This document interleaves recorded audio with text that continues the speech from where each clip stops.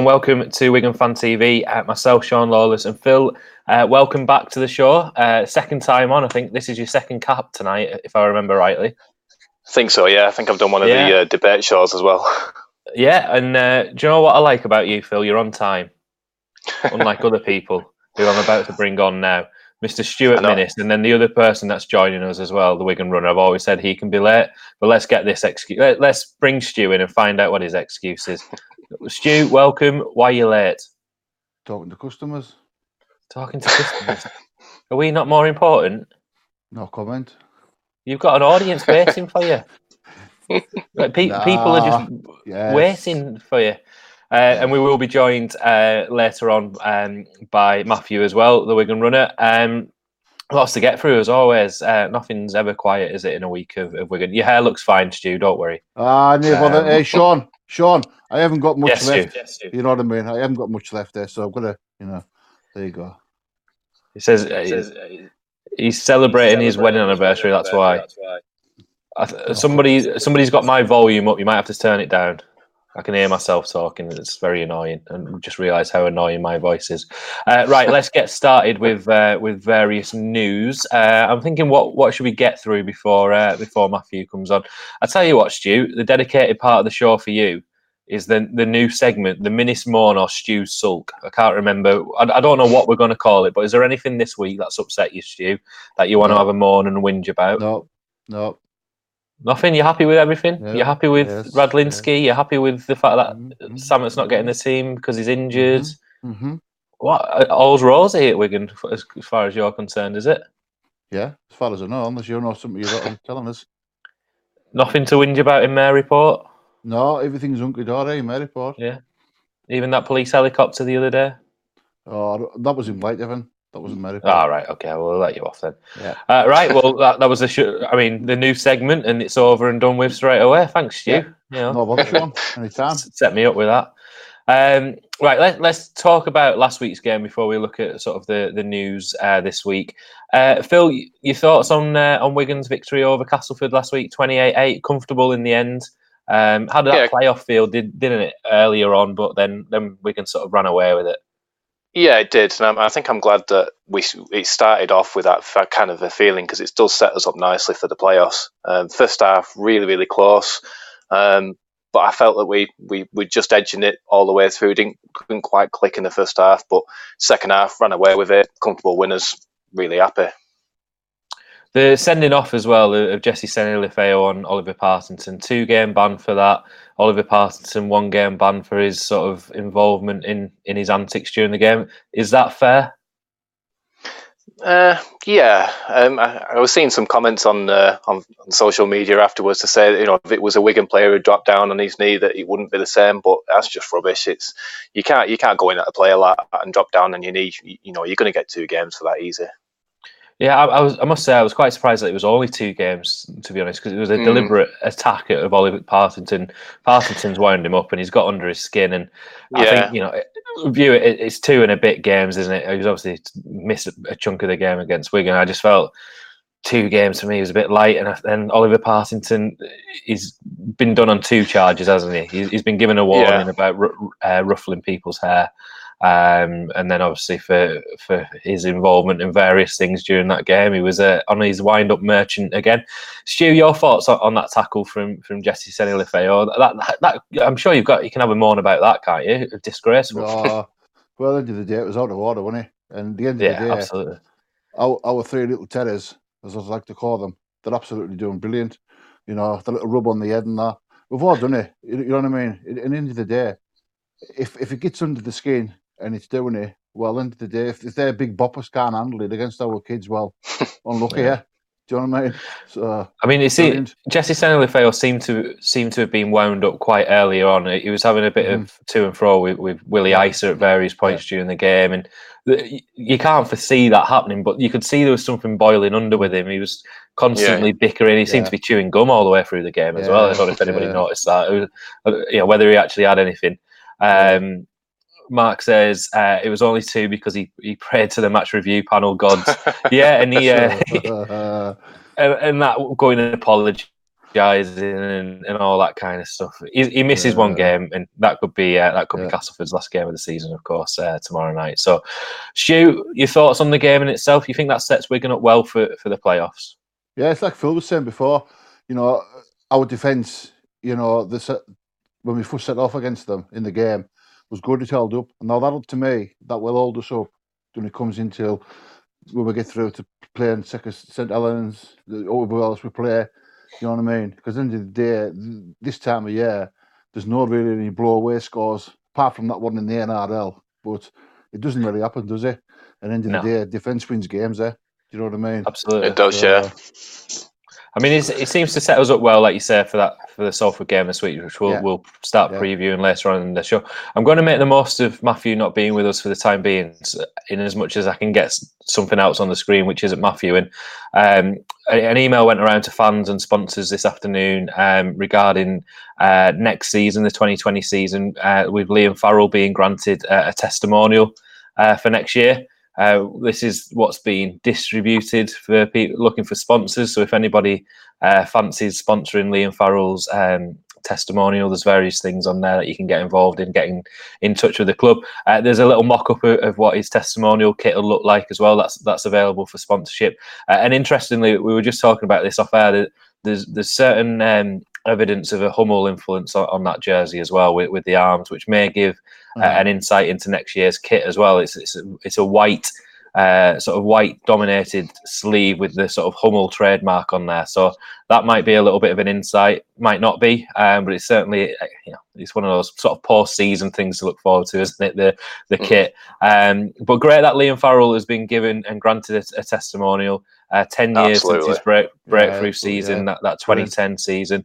Stu, your thoughts on that? What a servant he's been for the club, and still 28, 29. He's still got many years to go. Yeah, the man's just absolute brilliant, isn't he?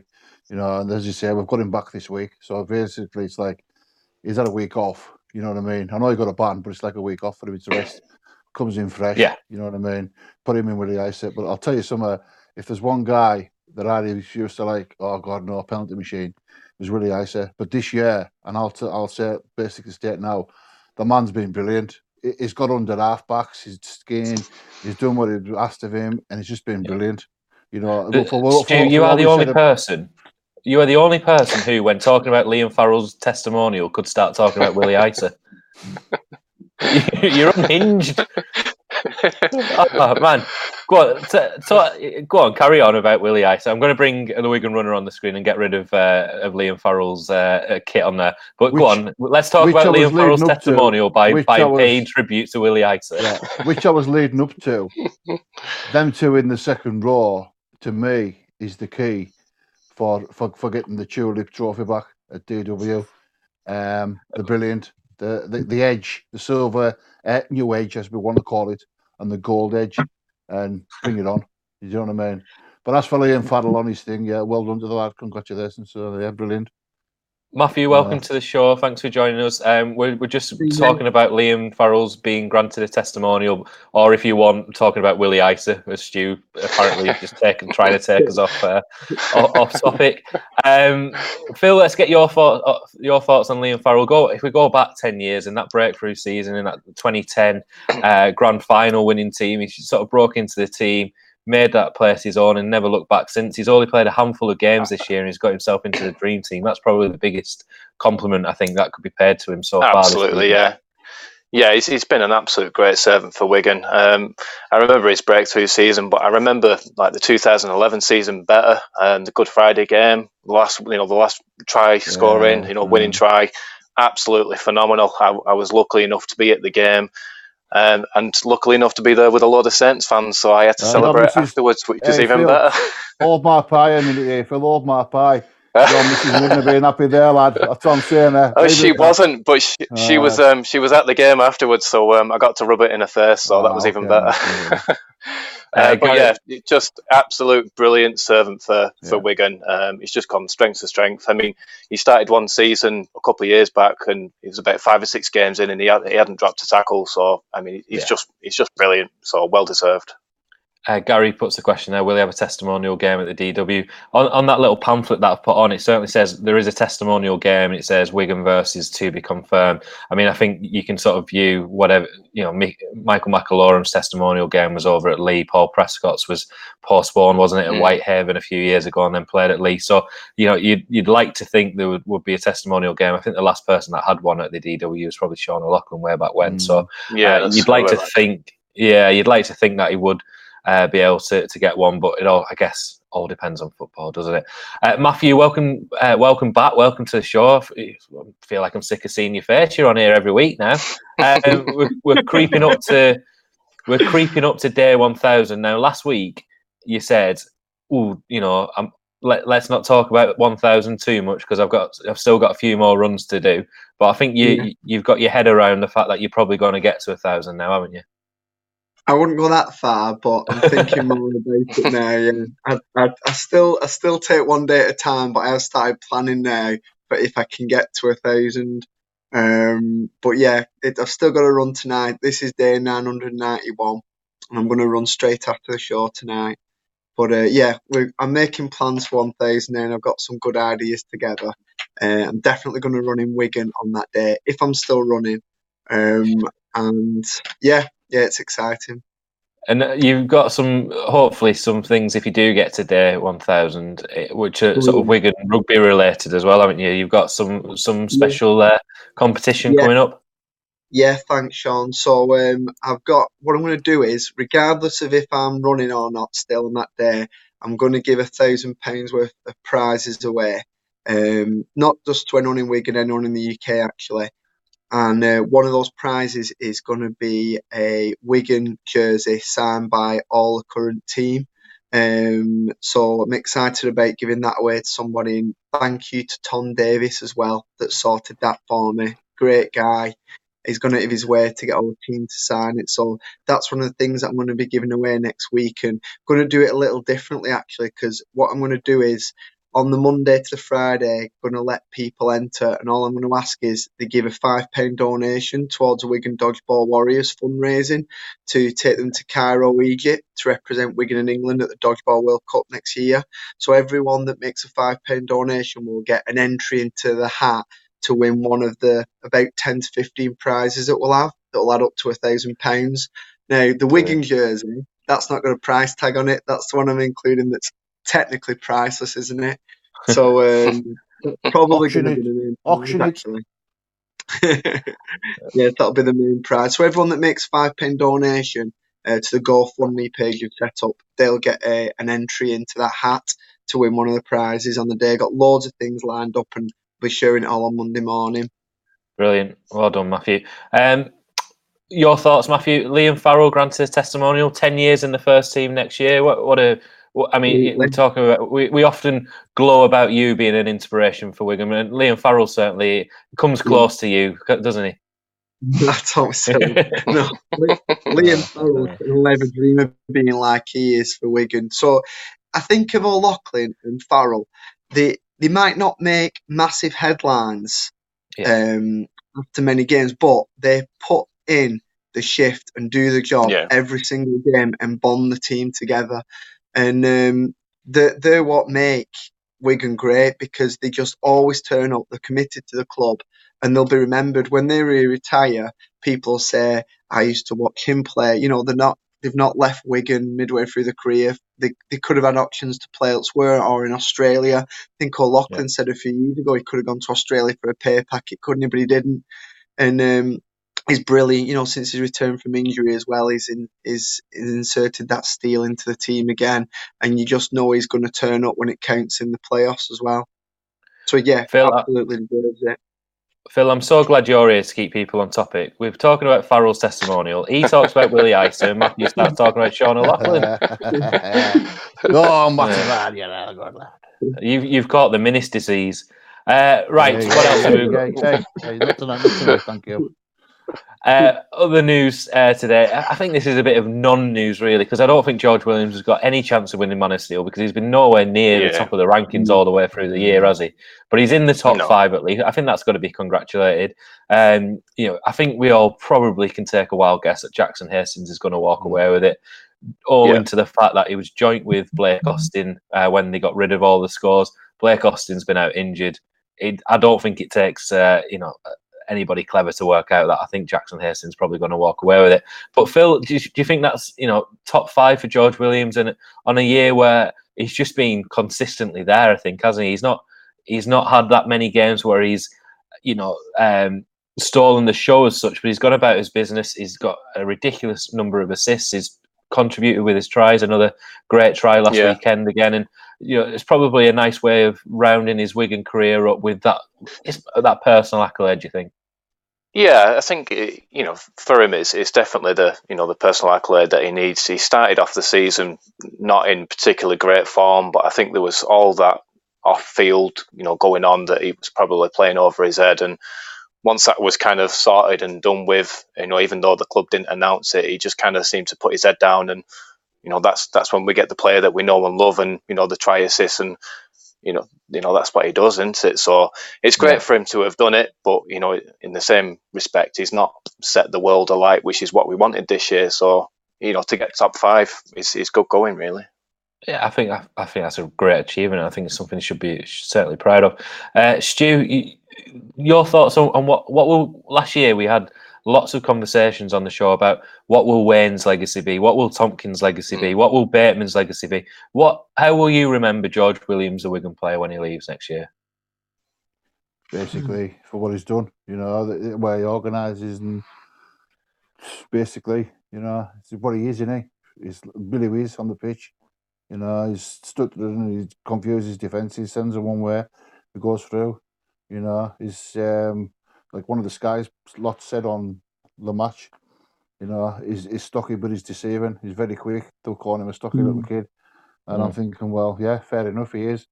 But as you say, it's one for us to lose, but it's a big plus for England. When you look at all the England players, the Canberra, bring it on.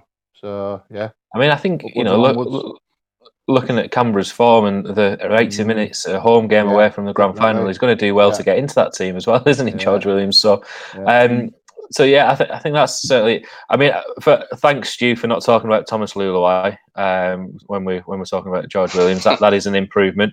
Matthew, your thoughts on that achievement for George Williams? Made the top.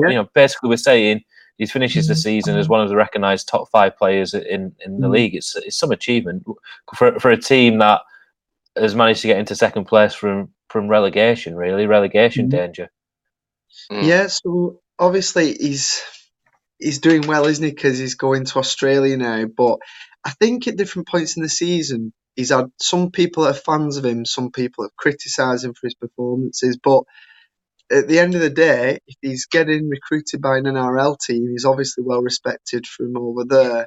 We'll just have to see how he performs now. Obviously, Burgess went over there and he came back, didn't he? He didn't fit in. I'm going to predict that that's going to happen as well with George, and I think he's going to come back to Wigan for 1 or 2 years. I don't mean that in a negative concept. I just mean I think he might think the grass isn't greener, and he might come back to Wigan. How many players of that has that happened with over the last decade? That we've had players that wanted to come back to us, having been over there, and they've thought they're going to go on to bigger things, but it doesn't get bigger than playing for Wigan, really, does it?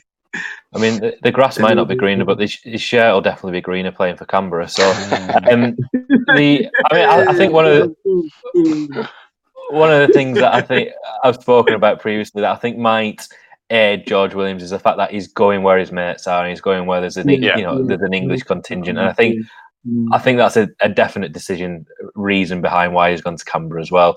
Newcastle Knights were in for him supposedly for quite a while, and I think if you choose him between the Knights and the Raiders, because of where they are in the NRL ladder, but I think Bateman, Sutton and Whitehead and everybody being there probably does have an influence. So George Williams, I think good achievement. Jackson Hastings, or our future halfback, hopefully will be Man of Steel in a couple of weeks' time. A couple of bits of news before we look at the Salford game. Fans Forum returns. That's been announced today, so that's going to be held at Robin Park on Monday night. Tickets are available on the Wigan website. You can, if you can't attend, you can submit questions on the website that get asked to to Ian Lennigan, Chris Radlinski, and Adrian Lamb. So if you've not seen that, check that out. I don't think there's too much to talk about that, other than I think it's good to see that back. And I think that's come from a bit of the work that the likes of Mark and myself to a lesser degree have done in the fan engagement board. So I think that's positive moving forward. And it'll be interesting to see what kind of questions Ian Lennigan gets asked, because every year that they've done that, there's some absolute whoppers of questions. My favourite one was, why do we not have a right-sided kicker kicking to the left touchline and a left-sided kicker kicking to the right touchline? So I'm sure there'll be some whoppers on Monday night to keep an eye on as well. Right, let's talk about the under-19s. Phil, another grand final for the under-19s. A comfortable win at the weekend over Warrington. They ran away with it a little bit again at the end. But this run that the under-19s are on in terms of getting to finals, winning finals. I mean, they've lost one final, is it, in 8-9 years? Is absolutely ridiculous. I mean, there's no academy in any other sport that can achieve what this academy has done. Summarise your thoughts a little bit on that, Phil. Well, I think it's a lot down to the consistency. It's still Daryl Golden who's the coach, isn't it? If I'm right. Shane Eccles, I think, has taken more of a lead on it, but I think Daryl Golden's certainly involved. Yeah, I think we've got a good tradition of bringing through the kids, and we've obviously got a very good setup, which has been there, from when Sean Wayne was the unders coach, and we've just progressed it on. So I think, in one sense, it's a massive achievement, but actually we can look at it. There's been a lot of hard work to get all these kids going through the system, right from the juniors all the way up. So it just goes to show how consistent the club can be. Thanks, Phil. Stu, when you look back, I think Bilko put some really interesting sort of things on Twitter the other day about just the players that have played in these under-19s grand finals. It's well worth a look at on Twitter just to see the players that have come through over the past 10 years at Wigan, and players that aren't playing at Wigan but are playing at Super League level. Your thoughts on that? And as Jimmy confirms here, Mick Cassidy and Shane Eccles are the under-19s coaches for Wigan. Stu, your thoughts on that? Yet another grand final from another fantastic season for the under-19s. Yeah, really good. Seeing the highlights on Wigan TV, but one kid who stood out who played the other week for Wigan and he actually scored a try, Harry Smith. You know what I mean? Read all about this kid, and brilliant. And the other guy that was in the squad the other week, I can't really call him. Him with the big Ethan Havard. Is he a proper summer? Yeah. No, the other Havard. one, Sean. He's got a weird name. I can't call the kid. He's got like a. A weird name to you is like Harry Smith. No, it's not. He's got a weird name. Well, don't get me started, Sean. This is going to be brilliant. No, but anyways, that kid to me, it's like, brilliant. Let's keep the conveyor belt going, and then hopefully, let's see in another 2 years' time, a certain Emma Hanley coming through, because we've seen him in what he can do. I know it's going out to the under-19s thing, but as you say, the conveyor belt, it's brilliant. Do you know what I mean? It's just absolutely amazing. As you say, I know Matthew, brilliant. I've just realised, I know you've got the name, the Wigan Runner, but at the minute on the screen, you're sort of just like a nose and mouth. You're a bit like Batman, where like your identity is like. So you might just want to move your camera up a little bit, or your head down, so then we can. You might the other way. There we go. There we go. Yeah. What? You've got more hair than Stu. That's where it's gone. I've sent him it. Matthew, your thoughts on, as somebody who's involved in junior coaching with Wigan dodgeballs, and you the commitment and the time and things that have to go into that. This isn't just an under-19s achievement. This is a scholarship achievement, an under-16s achievement. But to maintain that on a regular basis, year by year, that takes some commitment from the club, doesn't it?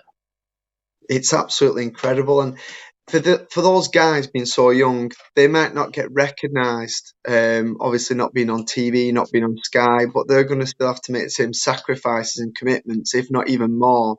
Being so young, while they're going through school, college, etc., they've got to make the decisions how seriously they're going to take the sport that they're pursuing as well. It's often easy to overlook things like that, what choices that they've got to make at that point in their life, because you've still got to decide, okay, am I going to try and go fully for rugby, or am I going to try and learn a profession or a skill, or go to university, etc. So there's that element to it as well. But God, how many years in a row did you say? Was it 9? I'm sure somebody will tell me on here, but it is something like 9 or 10, isn't it? It's like it might even be more than that. I'm sure somebody will say in the comments, and I think out Come of on, that 9 or Stato, 10, lad, we've where only you at? lost one. Come on, Stato, put it on. You know where that like. Well, I think Unbelievable. Stato's found your funny name for you. Did you mean the hooker, Amir Burrow? That's him. Yeah, that's a funny name then. There you go. That's him. Mark found that out for you, so there you go. Good lad, Sorry, Mark. Matthew, go on. Yes, it's unbelievable. I mean, it's even better than Leeds 5 or 10 years ago getting to all the Super League finals and finding a Yeah, way when it happened in the playoffs, isn't it? And of course, we remember that because it was always on TV.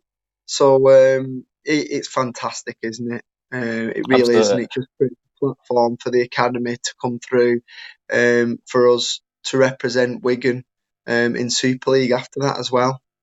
I mean, I think the biggest thing is when you see the players coming through, and you don't just see them at under 19s level. I think the reserve grade next year will change things slightly because there's that next step up before you get into the first team. So Stato says 11th grand final in a row at academy level. He thinks, but you get to see those players, don't you? In the first, you know that this isn't the last that you see of the vast majority of these players on Friday in the grand final. You're going to see them in and around the first team. I mean, the most incredible thing is that Morgan Smithies should be playing on Friday for the under 19s because he's still old enough and still young enough, to play for that. And he'll be playing in the senior team and such a pivotal part in that senior team as well. So if you are down at the DW on Friday night, make sure you get there nice and early to watch that grand final. And hopefully another victory as well for Wigan and see the future stars like Stu said, Yamila Hanley.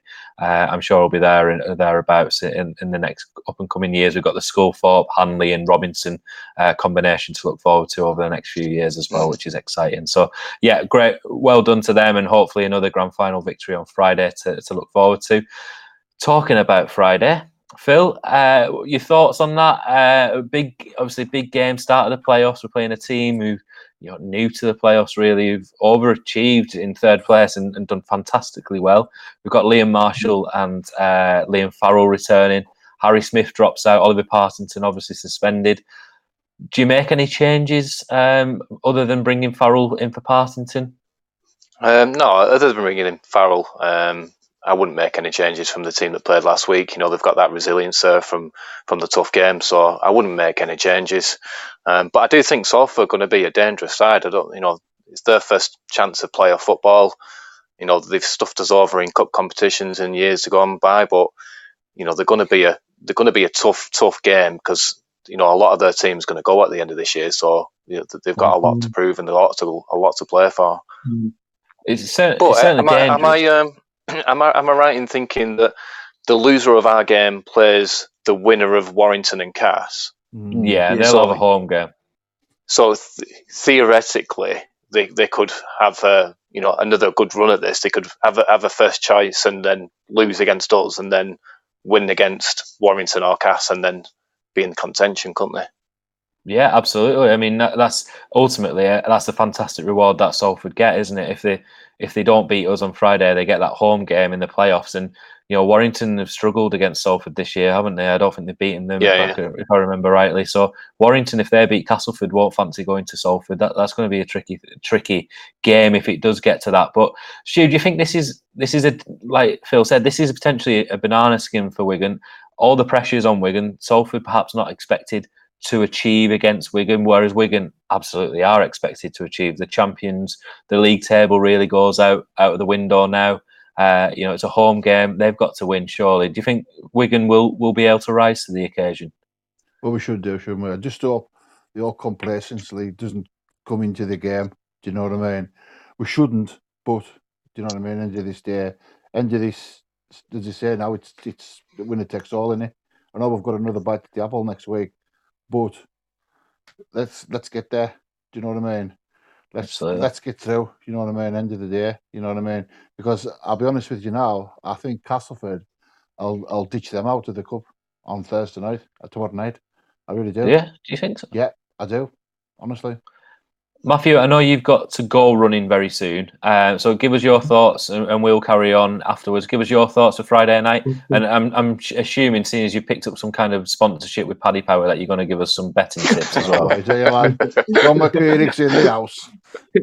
Can I just say to Stu first? I know what you mean. You just said Aye. I know what you mean. Conversation before.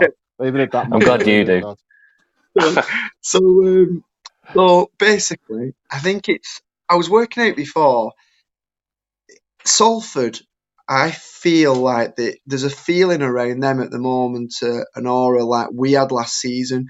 Like, because they've got a lot of players going out, it's like they're on a bit of a journey. How many of these? 8 games unbeaten now? Is it 8 games? Sure. I think it's 8, isn't it? And they're taking that momentum into this a little bit like what we had this time last season, didn't we? Because we went unbeaten from, was it July and August into the playoffs? We've done pretty well with our unbeaten run as well. Yeah. How many games are we unbeaten at the moment? I mean, you tell this, and like it's as if I've prepared for the show, Matthew. I don't do any preparation. The last time we lost was Saints away. Last time Salford lost was against us, though, wasn't it? Yeah. So here we go. Martin said 110 from 11. There you go. I don't know whether that's Salford or us, but I think that's us. So yeah, let's not concentrate on Salford. So look at us.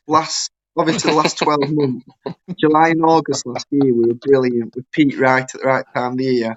And now this year, we're doing the same, aren't we? Just like New England does in NFL and at the playoff time. So I think we're going to beat Salford. I think we're going to beat them by 20 points to 12 on Friday. That's what I hope. I don't think we should have the mentality of if we lose, we can have another game. It's not a positive way of looking at it. I think Warrington will come good against Castleford tomorrow, like they did against St Helens. And then I think if we play Warrington, it'll be... Well, actually, I'm still trying to get my head around the way it works, actually. But we're just going to beat Salford. I think we'll beat Salford tomorrow on Friday. And I think Warrington will beat Castleford comfortably tomorrow. Okay.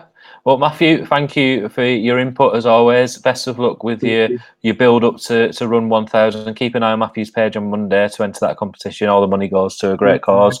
And enjoy your run this evening, Matthew. Thank you, guys. I'll see you on Friday night at the game. See you later. See you later. See you then.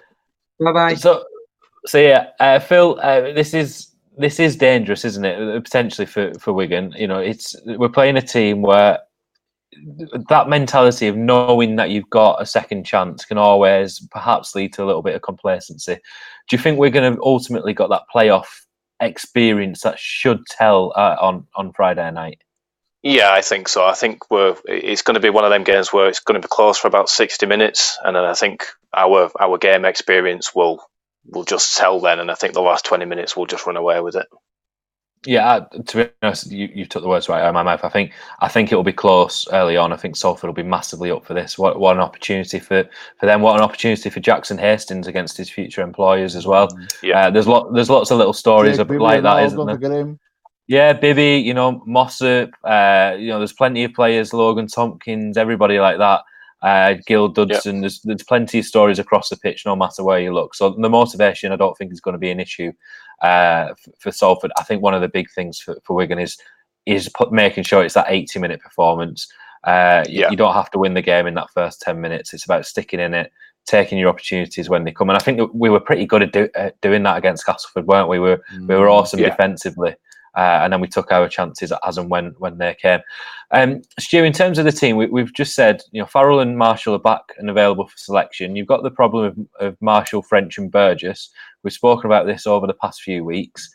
Do you bring Marshall in? And if so, at whose expense? Because it feels it's a difficult decision, isn't it? Because I don't think Burgess did anything spectacular against Cass, but then I don't think he did anything spectacularly wrong. And for me, I still swear towards I'd rather have Burgess there than Marshall. I don't know why, because I think Marshall's been fantastic this year. But Stu, what would you do in the situation that Adrian Lamb's in? Well, as I say, you never change a winning team, do you? Do you know what I mean? So I would stick with what we've got. Obviously, just bring Farrell in. Obviously, the other one's going to be gut missing. It's going to be Partington, as you say. But no, as you say, if it works, don't fix it. You know what I mean? If it's working, don't change it. I mean, you know what I mean? But, yeah, I know. But no, I would end of the day. But what a good replacement to come in. If Budgie, would give him the kisses. But if anything happens to him, what a replacement to come in for the lad. Do you know what I mean? But as I said before, places. If you want to earn that place, and what a points prizes, everything places, they've got to play. So bring it on, as I say, definitely. Bradley says here, Chris Hankinson to start, French goes to the bench, Joe Burgess and Liam Marshall start. That's being confirmed. I haven't seen that, but that certainly makes sense with Dan Sargison being 50-50. I'd love to see Chris Hankinson. Yeah. I'd love to see Chris Hankinson back in the team. I thought he's been absolutely fantastic when he got the opportunity, and I think Sargison's done well. But it's about opportunity, and I think that's great news if that's the case. It leaves us a little bit light in terms of forwards off the bench, but I think we've played quite a bit this season, haven't we? With three subs really. Yeah. I think that's those 2 games of Summit. So. Let's talk about, and Peter says on here, Sargison and Navarrete to miss out. Navarrete, Phil, has he? He was poor last week. He was really poor. He had a very poor game, didn't he? I don't think he's done enough to keep his spot this week. Do you think he's possibly redeemed by the fact that Partington misses out? But then you got Farrell to come back in. I guess do you go for the experience of Navarrete, or do you stick with Liam Byrne, who's done nothing wrong? I'd stick with Byrne, to be fair. He's done, like you said, he's done nothing wrong. So, you have to get people to put their hands up, but you don't want them causing penalties. So, yeah. There's plenty of debate going on about the sort of Bevan French, Liam Marshall, Joe Burgess. I mean, what a problem to have. I'd stick with Burgess on the left. Burgesson and Ollie Gildart on the left, a good partnership. I keep them on the left, and then I don't think at the moment. I think I'd just go French above Marshy, but I don't know. It's hard, isn't it? Because you want Bevan French on the pitch for as long as possible because he has that X factor. But at the same time, the last time Liam Marshall played, he scored a hat trick. Oh, Marshall's great. Yeah. So it's hard. What a headache to have though, Sean. Good headache to have though, isn't it? It is. It's fun. It's good. It's just you can't. The danger is you start moving people around to accommodate to get them all in the team, and that for me is you start thinking of we could get Joe Burgess into centre, and that for me is an absolute nightmare to start thinking of. They're playing well in positions that they're in. You've got to look at that. So let's get some score predictions from you two then. Stu, your thoughts on score prediction for Friday? 2016 close. 2016 close game. Phil, yourself? I think you've already given me one, haven't you? I think I'm going to go 24-12. I think we're going to be locked up at 12 points each up until about 60 minutes, and then we'll blitz it. Last couple of tries in the last 20 minutes. I mean, needless to say, I think I'm on a pretty good run with the predictions. I think I was close to being spot on again last week. If anybody wants to sort of rewind the tape and see, that was pretty close. I think it's going to be close. I think it's going to be sort of a 26-10 victory, but I think it'll be close up until about 60 minutes, and then we'll sort of run away with it. But I think it'll be a fantastic game, and ultimately, I think, what a reward for, and this sounds really arrogant, but I think what a reward for Salford, knowing that if they don't beat us, they get that luxury of that home game and that second chance. And a win for us takes us to Saints away next week, which I'm desperate. I really hope we get there. I've seen some comments about, why the easiest route is to not play Saints away, but let's just get to Saints. We've got to beat them. Yeah, let's just get them beat. Go on, Stu. Why don't we? Next week, if that's the case, you and Matt versus them two Muppets off Red TV. That would, come on, man, let's get the weight.